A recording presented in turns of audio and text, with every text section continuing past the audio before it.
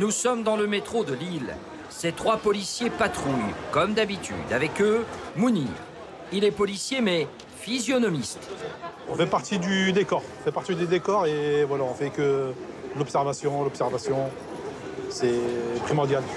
Il repère tous les voyageurs et ce jour-là, un jeune homme attire son attention. Il l'a vu plusieurs fois aujourd'hui, alors il l'interpelle. Parce que je vous ai vu toute la journée dans le métro. Toute la journée. Allez, je vais autour Gally-Flandre, Aurélie, c'était Aurélie aujourd'hui. Il travaille là-bas. Comment? Il travaille là-bas, mon frère. Je vous ai vu Aurélie au moins 2 fois, vous avez fait aujourd'hui. Je vais voir mon frère. Les policiers vont retrouver sur le jeune homme 18 grammes de cannabis répartis dans ces petits sachets en plastique. Quelques minutes plus tard, une autre alerte. Cette fois dans un TER, un homme menace les autres voyageurs. Mais cet homme est descendu du train, il se trouve désormais dans le métro. Il faut l'interpeller rapidement. Il a été photographié par un voyageur à son insu. Mounir récupère la photo sur son téléphone portable. Et cet homme passe juste devant notre caméra. C'est lui. Monsieur. Monsieur, bonjour. C'est là, non? C'est pas ça? Qu'est-ce qui se passe? Si, c'est ça. C'est ça. Regarde. C'est ça. Qu'est-ce qui se passe? On l'a, chez lui.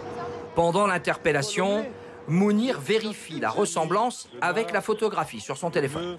C'est ça. Mon téléphone en voisin, mais des bleus. Les lunettes. Faut chasser la racane. Total. Je fais un palpation de C'est bon. sécurité, d'accord? Faites une palpation. Ça va? L'homme est emmené dans un lieu inconnu du grand public.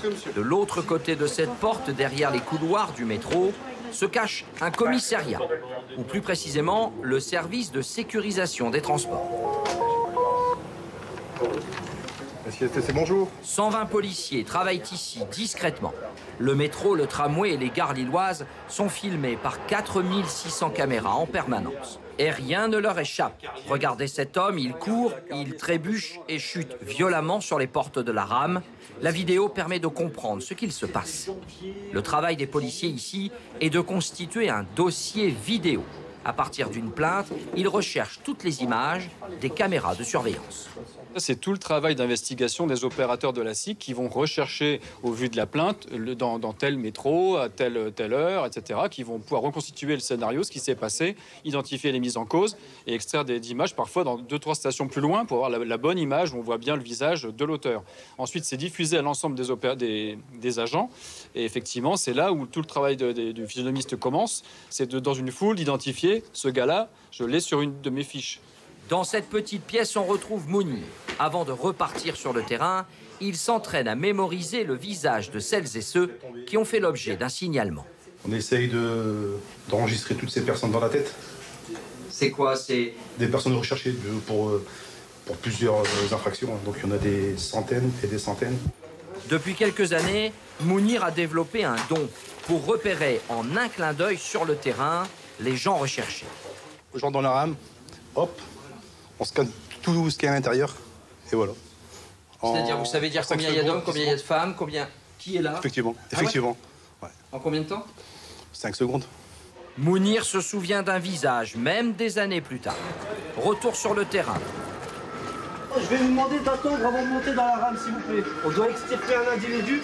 Attendez qu'on puisse sortir, on ne sait pas dans quelle rame il est. S'il vous plaît, reculez-vous sur les côtés.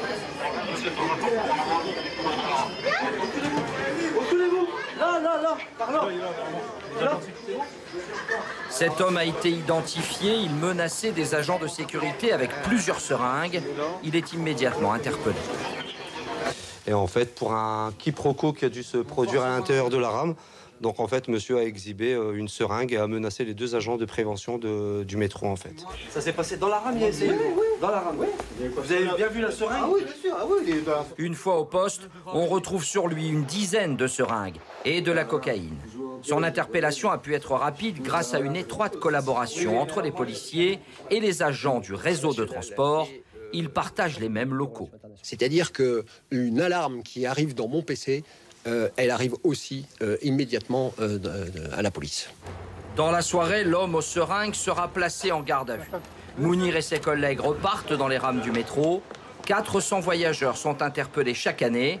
Des personnes, toutes recherchées pour vol ou violence.